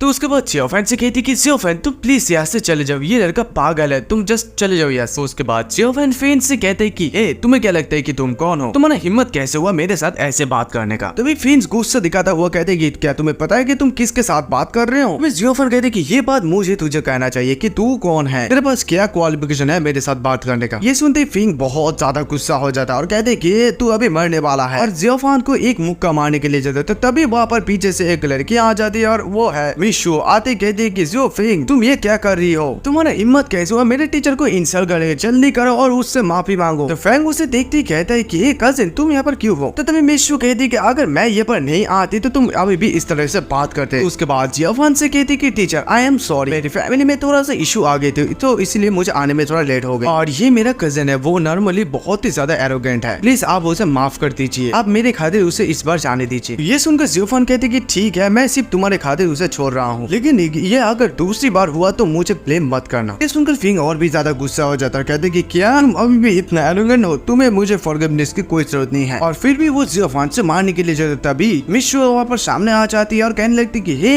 फिंग जल्दी से जल्दी उससे माफी मांगो। और फिर से कहती कि सिर्फ तुम ही नहीं, जब ग्रैंडफा भी उनके साथ यानी कि टीचर के साथ मिलते हैं तो पोलाइटली रहते हैं, तुम कौन सा खेत के मोले हो, जाओ और जल्दी से उससे माफी मांगो, अंडरस्टैंड। सुनकर भी फेंग मानता नहीं है, तो तभी मिशु उसे एक जोर का थप्पड़ मारती है और कहती कि अभी क्या अभी करो मैंने जो कहा। उसके बाद फिंग जियोफेंग के सामने जाकर माफी मांगता है और कहते हैं कि आई एम सॉरी। गुस्से से चले जाने लगता है, जाते समय उससे कहता है कि यार मैं सिर्फ मेरे कागज के लिए तुम्हें छोड़ रहा हूँ, बेहतर होगा कि तुम कुआं पे से दूर रहो, नहीं तो बाद में मुझे ब्लेम मत करना कि मैं तुम्हारे साथ पोलाइटली नहीं रहा। तो ये सुनकर जियोफेंग कहती कि ओहो। उसके बाद मिशु जियोफेंग से कहती है कि टीचर आप यहाँ पर थोड़ा सा इंतजार कीजिए। और उसके बाद डियोशुआंग के पास जाकर कहती है कि क्या तुम डियोशुआंग हो। डियोशुआंग कहती है कि हाँ मिस। और तभी ये सुनते मिशु उसे एक जोर का थप्पड़ मारती है और डियोशुआंग इस थप्पड़ के वजह से नीचे गिर जाती है। और फिर मिशु कहती है कि तुम जितना चाहे मर्जी मेरा इंसल्ट कर सकती हो, लेकिन मेरे टीचर को इंसल्ट करने के बारे में सोचना भी मत। तुम पीछे खड़ा होकर बहुत सारे कुछ बातें करते हो, तुम्हें क्या लगता है कि मैं कुछ भी नहीं जानती हूँ, तुम सिर्फ दूसरे इंसान के ऊपर भरोसा कर रह सकते हो, और तुम्हारा इतना हिम्मत कि तुम इस वेडिंग प्रेजेंट के नाम पे स्कूल को मांगे हो, उनके गर्लफ्रेंड बनने के लिए तुम्हारे पास इतना क्वालिफिकेशन नहीं है, मैं तुमसे दोबारा यहाँ पर नहीं देखना चाहती हूँ, जल्दी से जल्दी यहाँ से निकल जाओ। डियोशुआंग शाओकुन से कहने लगते कि शाओकुन। तो तभी शाओकुन कहते कि हाँ मिशु डियोशुआंग मेरा गर्लफ्रेंड है, अगर उसका कोई भी एक्शन आपको गलत लगा है, आपको नाराज किया है, तो प्लीज आप उसे माफ कर दीजिए मेरे लिए। ये सुनते मिशु कहते कि देखो तुम मेरे सामने कुछ भी नहीं है और तुम मुझसे रिस्पेक्ट मांगते हो, अभी तुम और तुम्हारी ये गर्लफ्रेंड यहाँ से निकल जाओ। तो तभी शाओकुन कहते कि लेकिन get with my father is. तो तभी मिशु कुछ भी नहीं सुनना चाहती और कहती कि यहाँ से सिर्फ निकल जाओ। तो शाओकुन गुस्सा आकर वहाँ पर डियोशुआंग को लेकर निकल जाता है। और उसके बाद मिशु वांग पे से कहती है कि सिस मैं आपसे माफी मांगती हूँ क्योंकि मैंने आपकी गेस्ट को किक करके बाहर निकल दिया। तभी पे कहती कि अरे कोई भी बात नहीं, नो प्रॉब्लम, वो लोग यहाँ पर रहे नहीं या ना रहे कोई बात नहीं, इससे कोई फर्क नहीं पड़ता है, आपने तो बल्कि ये मदद की, इस जगह को शांति रखने में मुझे मदद की। तो उसके बाद वो तीनों लोग अंदर चले जाते आता है। उसके बाद वो लोग जब ऑक्शन के अंदर चले जाते तो वहीं पर एक व्यक्ति कहते हैं कि एवरीवन मैं आप सभी लोगों को क्लियर करके बता देता हूँ कि इस कॉपर पॉट का कोई क्लियर आइडेंटिटी नहीं है और हम लोग ये भी बता नहीं सकते कि ये रियल है या फेक, और मैं इसमें श्योर नहीं हूँ कि ये वास्तविक है या नहीं। ये सुनकर बाकी सारे लोग कहने लगते कि क्या आप यहाँ पर मजाक कर रहे हैं, तो फिर आप इस चीज को ऑक्शन पर क्यों लाए। जियोफेंग सोचने लगते कि ये फिनिक्स की पावर का ऑरा मंडल है। तो उसके बाद वो आदमी फिर से कहते कि तो इसका स्टार्टिंग प्राइस है 1 मिलियन। और जियोफेंग इस कॉपर की पॉट को देखकर सोचने लगते हैं कि इसको अंदर फिनिक्स का स्पिरिचुअल पावर है, हालांकि ये भारी है लेकिन ये मेरे डिवाइन स्टोन पत्थर को एक्टिवेट करने के लिए काफी है। तो तभी बाकी सारे लोग कहने लगते हैं कि यहाँ पर क्या मजाक चल रहा है, आप नहीं जानते कि ये रियल है या फेक, असली है नकली, लेकिन फिर भी आप इसे ऑक्शन में लाने की हिम्मत करते हैं। हम लोग इस बेकार चीज को नहीं चाहते, अगर ये फ्री भी है तो भी नहीं हम लोग चाहते, आप पैसे में अंधा हो चुके हैं। अभी वहाँ पर अचानक से एक लड़का आकर सॉन्ग जोंग के कान में कहने लगती कि यंग मास्टर सॉन्ग यहाँ पर सिर्फ उस कॉपर पॉट के लिए आए हो, आपको सिर्फ इस बीट पर जीतना है, हम लोग डायरेक्टली जियोफेंग को मार डालेंगे। तो ये सुनकर सॉन्ग जोंग कहता है कि ओके ठीक है। तभी पहले वाले जियोफेंग लगाता है और कहते हैं कि मैं 1.1 मिलियन का बीट करता हूँ। ये सुनते बाकी सारे लोग कहने लगते हैं कि यहाँ पर एक गधा आ गया अपने पैसों को चनाने के लिए, सकते कि उसके सर पे सुबह सुबह कोई गधे ने लात मारा है या तो उसका सर अपने दरवाजे पर अटक गया है, ये एक डम्ब है, नॉर्मल पीपल इसके ऊपर बिलीव नहीं करेगा। उस साइड से सॉन्ग जोंग अपना बोली लगाते और कहते हैं 5 मिलियन। और ये सब सुनते सभी लोग कहने लगते हैं कि यंग मास्टर सॉन्ग ने भी ऐसा प्राइस क्यों होगा, ये इम्पॉसिबल कीमत, मुझे ये बात बताओ कि ये असली खजाना है। इधर सॉन्गजोंग मन ही मन सोच लेते हो कि ली जियाफेन, मैं तुम्हें कुछ भी इतने आसानी से जीतने नहीं दूंगा। तो उसके बाद जियाफेन फिर से बोली लगाते हैं कि 10 मिलियन। मन ही मन सोच लेते हो, ओ अच्छा तो तुम प्राइस को इंक्रीज कर रहे हो, तो मैं भी देखना चाहता हूँ कि तुम कब तक इंक्रीज कर सकते हो। उसके बाद धीरे धीरे उन दोनों के बीच बोली बढ़ता रहता है कि 20 मिलियन, 40 मिलियन, 50 मिलियन, 60 मिलियन और लास्ट में जियाफेन 70 मिलियन कहता है। सुनते जो आदमी ऑक्शन यानी कि बीट कर रहा है वो आदमी कहते हैं कि 70 मिलियन ये पहले बार हुआ है। सॉन्गजोंग बहुत ही ज्यादा गुस्सा हो रहा होता है।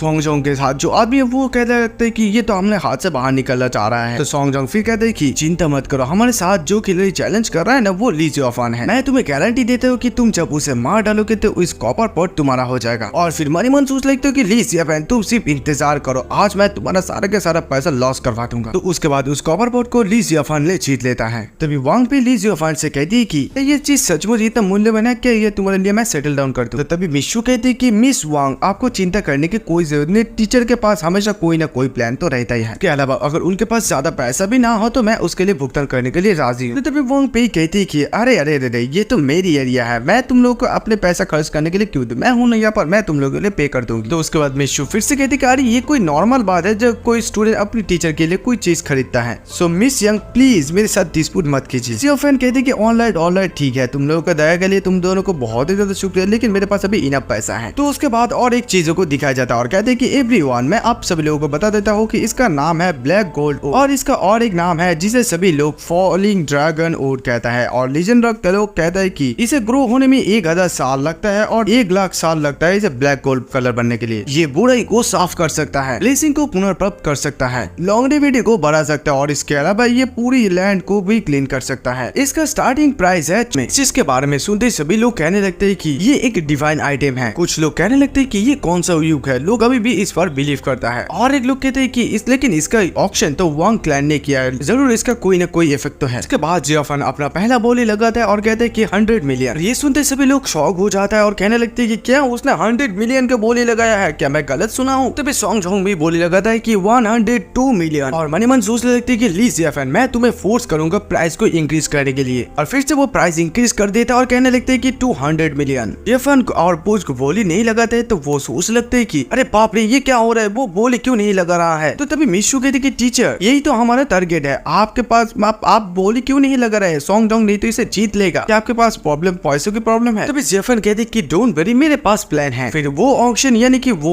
गोंडल ब्लैकवुड को सॉन्गजोंग 200 मिलियन से ले लेता है। तो उसके बाद ऑक्शन खत्म होने के बाद वो तीनों लोग बाहर आ जाता है। ताइजुआन बाहर आते ही सोचने लगते हैं कि मुझे जल्दी करना पड़ेगा और मेरा ताइजुआन की हुई शक्ति को वापस पाने के लिए इस कॉपर पॉट को इस्तेमाल करके उस डिवाइस स्टोन को एक्टिवेट करना पड़ेगा। इन दोनों को कहते कि हे तुम दोनों यहीं पर रुको, मुझे फॉलो करना बंद करो, मैं अकेले घर चले जाऊंगा। सुनते वो दोनों थोड़ा सा उदास हो जाते और कहते कि यस ठीक है। तो उसके बाद जियाफेन अपने घर वापस चले आता है। घर पे आते ही जियाफेन कहते कि ओरिजिनली मैं तुम्हें ढूंढने का प्लान बना रहा हूँ, यानी कि वो सॉन्गजोंग को कह रहा होता है कि सॉन्गजोंग उसके घर में आकर है। तभी सॉन्गजोंग कहते कि हे ली जियाफेन दिन भर तुम्हारा इंतजार करता रहा तो फाइनली तो घर वापस आ गया। तो मुझे एक लकड़ी का छड़ी को खरीदने के लिए मजबूर कर दिया 200 मिलियन से। तो उसके बाद वो उस लकड़ी को नीचे फेंक देता है और फिर जियाफेन के सामने आकर कहता है कि अगर तुम अपनी सिचुएशन अभी जानते हो तो हम लोग को वो कॉपर पॉट और ये 200 मिलियन दे दो तो हम लोग तुम्हें तेजी से मार डालेंगे, अगर नहीं तो मैं पुरानी दुश्मनी को नए दुश्मनी के साथ जोड़ दूंगा और मैं फिर तुम्हें ये दिखाऊंगा कि जीने से बेहतर मरना ही अच्छा है। जियाफेन भी अपनी स्वेग में सिगरेट जलाकर कहता है कि मैं भी तुम्हें एक सेंटेंस गिफ्ट देना चाहता हूँ, क्यों ना तुम यहीं पर चले आए तो तुम्हें इस दुनिया से गायब कर दिया जाए। ये सुनते ही सॉन्गजोंग कहते कि तुम्हें ये कॉन्फिडेंस कहाँ मिलता है। तो तभी वहाँ पर और एक लड़का होता है, वो कहते हैं कि ओ तो तुम हो ली जियाफेन, तुम इस ऐसे चांस को याद कर पा रहे हो जिसने शू बियान जेंग के गाड़ी को ब्रेक फेल करवाया था। तो ये सुनते जियाफेन कहते कि इस तरह का कचरा को मेरे लिए याद रखने के लिए मायने नहीं रखता है। तो फिर से वो लड़का कहते कि वो मेरा छोटा भाई है और अनफॉर्चुनेटली वो तुम्हारे गंदे ट्रिक के वजह से मारा जा रहा है। अभी मैं तेरा सर को मेरे छोटे भाई के लिए पूजा करने के लिए किसी रिवर में इस्तेमाल करूंगा और फिर अपनी फ्लेम के पावर से जियाफेन को मारने के लिए चाहता है। इधर जियाफेन एक थप्पड़ मार दे उसका काम खत्म कर देता और कहते कि तुम इसने से मतलब बकवास से पावर लेकर आए हो मेरे घर को तोड़ने के लिए। ये देखकर वो लड़का बहुत ज्यादा शॉक हो जाता है और सोच लगते कि इम्पॉसिबल, मैं आउटर स्ट्रेंथ एक्सपर्ट, वो इतनी आसानी से मेरी इतनी ज्यादा फोर्स के अटैक को कैसे रोक सकते हैं। ये मत बताओ कि वो एक ग्रैंड मास्टर है, नहीं ये नहीं हो सकते क्योंकि वो बहुत ही ज्यादा यंग है, वो ग्रैंड मास्टर नहीं हो सकता, इम्पॉसिबल। और फिर से वो अपने पूरी ताकत से और भी मारने के लिए चाहता है और इस बात पे जियाफेन उसके अटैक को रोक लेता है और कहने लगते है कि तुम अभी भी मेरे साथ फाइट करना चाहते हो। और फिर जियाफेन अपने पूरी ताकत के साथ उसके मतलब फिंगर को मोड़ने लगता है और फिर वो लड़का घुटने के बल बैठ जाता है और कहने लगता है कि आप एक ग्रैंड मास्टर लेवल की कल्टिवेटर हो, ये सब कुछ मेरा गलती था, ये सब कुछ मेरा गलती, प्लीज आप मुझे छोड़ दीजिए, प्लीज मैं आपसे भीख मांगता हूँ। तो उसके बाद जियोफेन ये सुनकर कहते हैं कि कोई भी प्रॉब्लम नहीं, और फिर से उसके हाथ को अंगूर फिंगर को मरोड़ने लगता है और उसके पेट में बहुत ही जोर से मारता है और उसके मुंह से खून निकलता है, वही पर वो मारा जाता है। और फिर कहते हैं कि तुमने इस ताइजोन को अपमान करने की कोशिश की और तुम चाहते हो कि मैं तुम्हें छोड़ दूं और तुम जिंदा रहो ना। और इधर ये देखकर सोंग जोंग बहुत ज्यादा घबरा जाता है और कहने लगती है कि कैसे पॉसिबल है, और फिर उनके लोगों को कहते हैं कि ये इसे मार डालो। और उसके बाद ताइजोन फिर से कहते हैं कि मैं तुम लोगों को एक मौका दिया लेकिन और नहीं, और फिर वो सभी लोग उसे मारने के लिए गोली चलाता है। इधर सोंग जोंग कहने लगते हैं कि तुम स्ट्रॉन्ग हो सकते हो लेकिन तुम इस बुलेट को डॉज नहीं कर सकते हो, अभी भाड़ में जाओ। तो सारे बुलेट जियोफेन की तरफ तेजी से बढ़ने लगता है। तो उसके बाद जियोफेन इन लोगों को ट्रैश कहकर अपनी सिगरेट को बुझाकर अपने सामने एक शील्ड जैसा बन जाता है। वो सारे के सारे बुलेट आकर वहीं पर फंस जाता है और वो सारे के सारे बुलेट रिटर्न जाकर उन सभी लोगों को लग जाता है और उन सभी लोग वहीं पर मारा जाता है। और इधर ये देखकर सोंग जोंग बहुत ज्यादा डर जाता है और कहने लगती है मेरे पास आप मतलब सामने मत आओ। और फिर बंदूक उठाकर फिर से जियोफेन को गोली मारता है और फिर से उसके सामने एक शील्ड हो जाता है। सोंग जोंग फिर से पूछता है कि तुम कौन हो? तो तभी जियोफेन कहते कि तुम्हारे पास इतना क्वालिफिकेशन नहीं है कि तुम जान सको मेरा टाइटल क्या है। और उसके शील्ड से धक्का खाकर एक बुलेट सीधा आकर सोंग जोंग की सर पर लग जाता है और सोंग जोंग वहीं पर मारा जाता है। और फिर वो फॉलिंग ड्रैगन ऊंट को वो ले लेता है और ये लेने के बाद कहते हैं कि फाइनली अभी मैं स्पीड गैदरिंग गेट फॉर्मेशन को एक्टिवेट कर सकता हूँ। और फिर वो उसकी विलेज से बाहर आ जाता है और उस ड्रैगन फॉलिंग ऊंट को हवा में ऊपर उछलता है और फिर कहने लगते हैं कि आज मुझे ऑक्शन से ये कॉपर पॉट और फॉलिंग ड्रैगन ऊंट मिला है। आई एम श्योर कि इस पृथ्वी पर कुछ न कुछ तो हुआ है, इसीलिए इसका स्पिरिचुअल एनर्जी अभी बहुत ज्यादा कम हो गया है। उसके बाद वो उस फॉर्मेशन को एक्सपैंड करते हैं और कहने लगता है कि इस फॉर्मेशन की कोर में इस फॉलिंग ड्रैगन ऊंट को इस्तेमाल करना पड़ेगा। तभी उस फॉलिंग ड्रैगन ऊंट से पत्तियां उगने लगता है और फिर जियोफेन कहने लगते हैं कि ये हवेली अभी इस आत्मा के आंखें हैं और इस स्कूल को सेंटर की रूप में इस्तेमाल करेंगे। तो उसके बाद इस फॉर्मेशन को चूजो के माउंटेन तक एक्सपैंड करेंगे। तो फिर ऐसा होगा कि पूरे जियांगन ब्रांड की जितने भी स्पिरिचुअल पावर है वो धीरे धीरे इसकी तरफ अट्रैक्ट हो रहा है।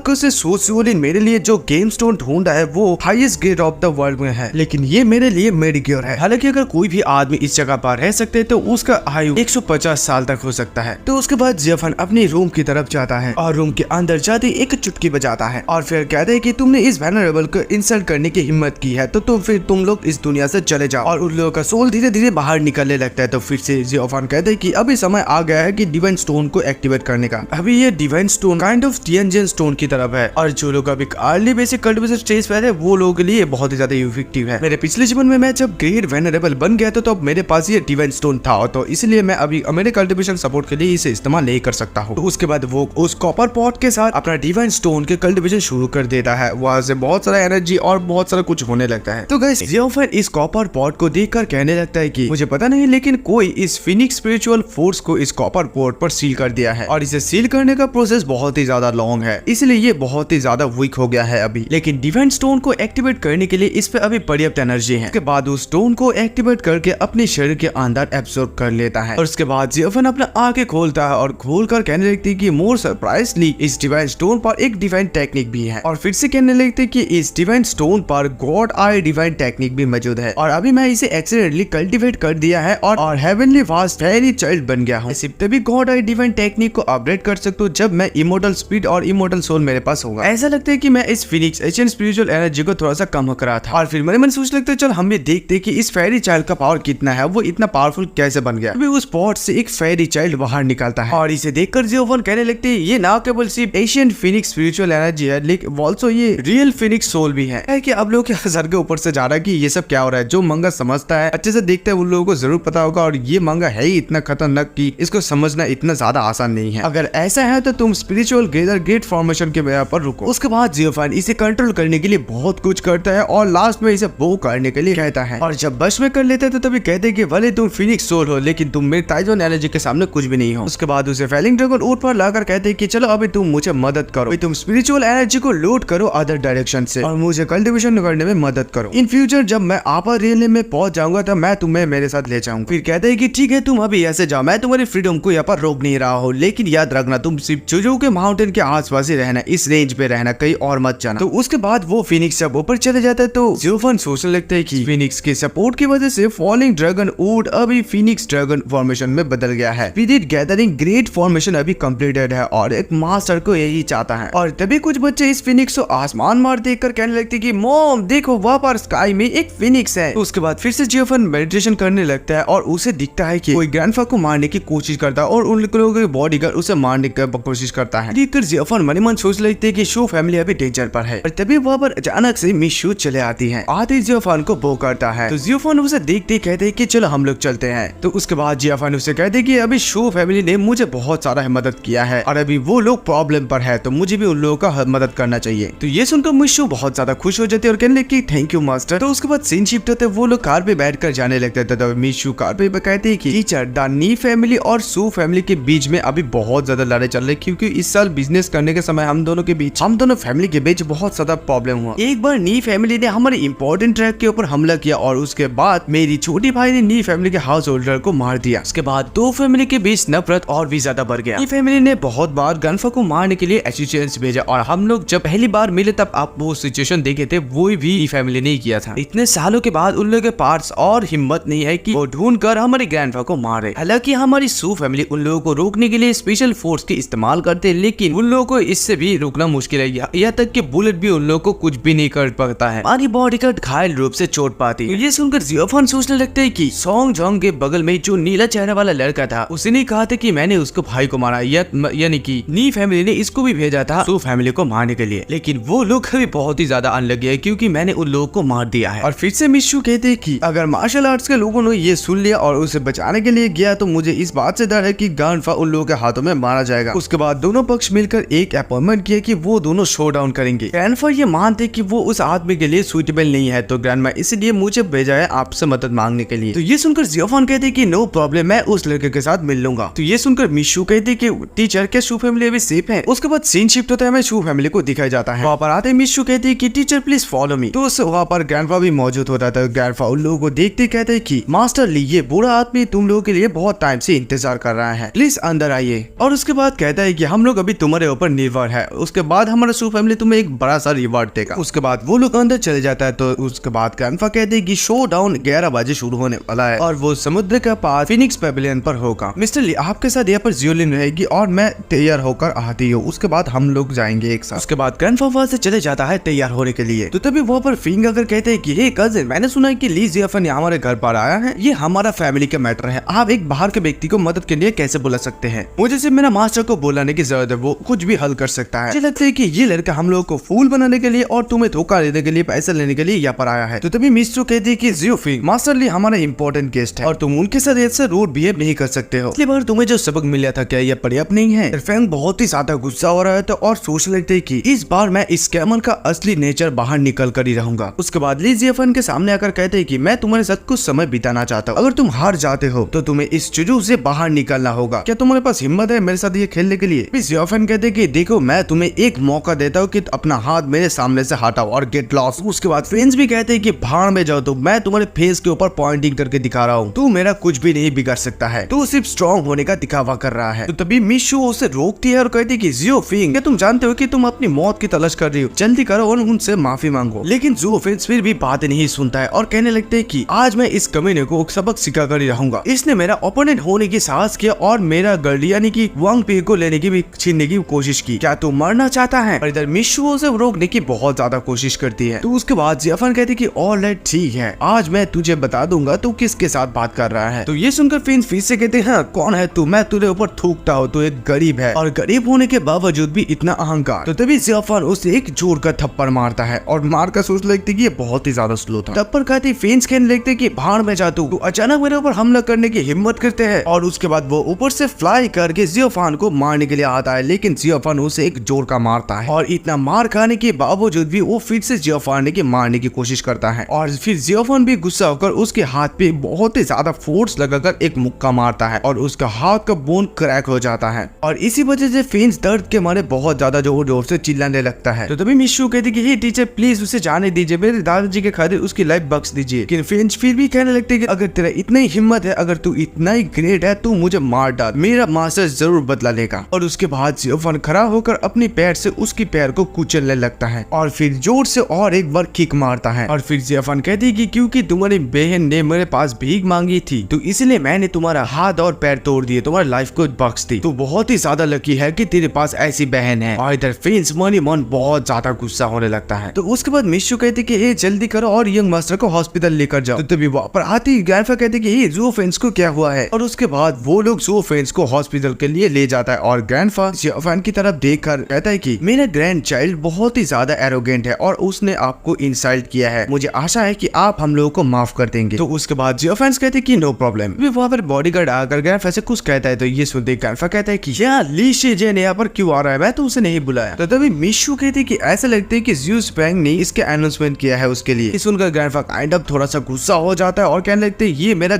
यूजलेस ग्रैंडचाइल्ड। के बाद मिशू जियोफान से कहती है कि टीचर आपको ली शीजेन से थोड़ा सावधान रहना पड़ेगा, क्योंकि ये मेरा लिटिल ब्रदर का गुरु है, यानी कि मास्टर है, और वो इस एरिया का सीड मास्टर भी है, और उसके पास एक ग्रेट फोर्स भी है, और उसके अलावा उसके पास स्ट्रॉन्ग स्पिरिचुअल पावर भी है। ये लोग उनको चूजू में सबसे स्ट्रॉन्गेस्ट मार्शल आर्ट मास्टर समझता है और पूरे एंटायर जिंग में उसका नाम जाना जाता है। तो ही गाइस, कैसे हो आप लोग? आई होप बढ़िया होंगे। तो जैसे कि लास्ट पार्ट की एंड में आप लोग देखा था, ज़ू फेंग को हॉस्पिटल पर ले जाते तो ग्रैंडफा जियोफान से माफी मांगता है और कहते हैं कि मेरा पता बहुत ही ज्यादा एरोगेंट है, इस बार उसे माफ कर दीजिए। तभी वहाँ पर एक बॉडीगार्ड आकर कहते हैं कि ली शीजेन यहाँ पर आया है। ये सुनकर ग्रैंडफा कहते हैं कि मैंने तो उसे यहाँ पर नहीं बुलाया है। मिशू जियोफान को सावधान कर देती है कि ये आदमी बहुत ही ज्यादा पावरफुल है, कि थोड़ा सा केयरफुल रहना। इस एपिसोड की शुरुआत में तो मिशू जियोफान से कहती है कि उसके बाद बहुत सारे डिसेबल्स है, लेकिन वो किसी को इतनी आसानी से एक्सेप्ट नहीं करता है। मेरी छोटा भाई ने उसके डिसेबल बनना चाहता था, तो मेरी ग्रैंडफा ने जब उसे एक बड़ा सा घर दिया तो उसके बाद वो अनिच्छा से उसे एक्सेप्ट किया अपने डिसेबल्स ग्रुप में। तो तभी वहाँ पर ली शीजेन चले आते कहते कि यो ए ओल्ड मैन शू, यहाँ पर ये सब क्या हुआ? ज़ू फेंग का ऐसा हालत किसने किया है? आपका मुंह देखकर ऐसा लग रहा है कि आप इस ली शीजेन को वेलकम नहीं करना चाहते हैं। तो तभी ओल्ड शू कहते हैं कि अरे ऐसा बात कोई भी बात नहीं है, आप मेरा घर में आए, ये तो मेरे लिए बहुत ही ज्यादा रेस्पेक्ट की बात है, प्लीज आप बैठ जाइए। इसके बाद ली शीजेन अपने चेयर पर बैठता है और बैठते ही सामने जियोफान होता है। तो जियोफान को देखकर कहते हैं कि मुझे ये मत बताना कि यही पर्सन मेरे डिसेबल्स को इंजूर किया है। ली शीजेन के साथ एक लड़का आता है, तो वो आते जियोफान को देखकर पहचान जाता है और कहता है कि बिग बॉस, आपके दुश्मन से बचना आपका इम्पॉसिबल है, क्योंकि हमें और यंग शाओको ने जिस लड़के ने इंजूर किया है ये वही है। तो ये सुनते ली शीजेन कहते हैं कि मैं तुम्हें बहुत समय से ढूंढ रहा था, लेकिन मैं ये नहीं सोचा था कि तुम साथ इस जगह पर मेरा मुलाकात हो जाएगा। तुमने मेरे पहले भाइयों को मारा और उसके बाद मेरे डिसेबल्स को भी इंजूर कर दिया। मुझे सचमुच घंटा भी फर्क नहीं पड़ता कि तुम कौन हो। अगर तुम होशियार हो तो अपने हाथ और पैर को तोड़ दो और उसके बाद मेरे भाइयों और मेरे डिसेबल्स से माफी मांगो। अगर तुम ऐसा नहीं करते हो तो तुम इस दरवाजे से बाहर भी नहीं जा सकते हो। और फिर मन मन सोच लगते कि ये लड़का एक नॉर्मल पर्सन है, लेकिन एरोगेंट होने के साथ साथ उसके पास एक अच्छा फेस भी है। अगर मैं उसके साथ इस बार डील नहीं किया तो मैं इस पूरी चीजों में अपना फेस नहीं दिखा पाऊंगा। तो तभी जियोफान जवाब देता है कि ये दोनों लोग एविल को हेल्प कर रहे हैं, वो दोनों शाओकन के साथ मिलकर मुझे मारने की कोशिश कर रहे हैं, तो इसलिए मैंने सिर्फ उन लोगों को अपंग बनाया है, लेकिन उन लोगों को माना नहीं है, उन लोगों को दया दिखाया मैंने। ज़ू फेंग ने मुझे बार बार मारने की कोशिश की, मैंने उसे दया दिखा और सिर्फ अपंग बनाया। अगर ये शू फैमिली का नहीं होता तो मैं कब का उसे मार देता। उससे पूछताछ करने के लिए आपके पास क्या क्वालिफिकेशन है? और ये सुनते ली शीजेन बहुत ज्यादा गुस्सा हो जाता है और कहने लगती है कि मेरा तुम, तुझे क्या लगता है कि तू कौन है? और ग्रैंडफा ये देखकर सोचते होते कि जी ये अच्छा नहीं हो रहा है, इन लोगों को रोकना चाहिए। तभी वो ली शीजेन से जाकर कहते हैं कि seed master please hold on, please आप इस बुरे आदमी का बात सुनिए। मास्टर ली को मैंने यहाँ पर मेरे मदद के लिए बुलाया है, मेरे खातिर आपको डिग्निटी बनाए रखना होगा। ये सुनकर ली शीजेन कहते हैं कि ऑलराइट ठीक है, जैसे कि मास्टर सू ने कहा है, तो मास्टर सू के खातिर अभी मैं तुम्हारे साथ ली फैमिली के साथ लड़ने के लिए हेल्प करूंगा, उसके बाद मैं तुमसे लिपटूंगा। फिर चेयर पर बैठकर कहते कि आप सिर्फ इस बेकार कम्युनिटी के ऊपर भरोसा कर रहे हो, ये हम लोग को इसमें कैसे मदद कर सकता है? एक्चुअली आज मैं यहाँ पर इसलिए आया था कि मैंने सुना है कि शू फैमिली का बड़ा इशू चल रहा है, तो मैंने सोचा कि ज़ू फेंग मेरा स्टूडेंट है, तो क्यों ना मैं आप लोगों को ये मदद करने को मिली हेल्प करूं। ये सुनकर ग्रैंडफा जब जियोफान की तरफ इशारा करते हो तो ये देखता है ली शीजेन बहुत ज्यादा गुस्सा हो जाता है और कहने लगता है कि या मैं हूँ शीट्स मास्टर और इस एरिया का सबसे स्ट्रॉन्गेस्ट सीट मास्टर हूँ मैं, और तुम कह रहे हो कि मैं इसके सामने कुछ भी नहीं हूँ। और इधर जियोफान से हिलाकर अपना सहमति देता है, तो ये देखकर ग्रैंडफा सोचने लगता है कि मास्टर ली ने भी मुझे मदद करने के लिए एक्सेप्ट कर लिया है। तो उसके बाद ग्रैंडफा कहते हैं कि मास्टर ली ने भी एक्सेप्ट कर लिया है, तो हम लोग अभी इस मैच को आसानी से जीत सकते हैं। तो उसके बाद सीन शिफ्ट होता है, हमें सन फिनिक्स पेविलियन को दिखाया जाता है। वही बार डियोशोंग भी आती है, तो डियोशोंग आदि शाओगुन को कहती है कि यहाँ पर इतने सारे लोग क्यों है? तुमने मुझे ये भी कहा था कि तुम इस जगह पर रेवेंज लेके आए हो, तुम इसका मतलब क्या है? तभी शाओगुन कहते हैं कि क्या तुम्हें याद है क्या एक दिन मैं तुम्हें न्यू फैमिली के बारे में मेंशन किया था? तो आज नी फैमिली सू फैमिली को एकदम पूरी तरीके से डिस्ट्रॉय कर देगा। ये सुनते डियोशोंग कहते कि क्या नी फैमिली इतना ओवर पावर है, वो शू फैमिली को भी जड़ से उखड़ सकता है? तो शाओगुन कहते हैं कि ऑफ कोर्स जल्दी करो, नहीं तो पापा को हमारे लिए बहुत ज्यादा इंतजार करना पड़ेगा और वैसे भी नी फैमिली को स्वागत करना पड़ेगा। उसके बाद हमें एक इलीगल एरिया को दिखाया जाता है, वही पर सभी लोगों को एक एक करके हरा रहा होता है। तभी वहाँ पर कुछ लोग कहने लगते कि ए देखो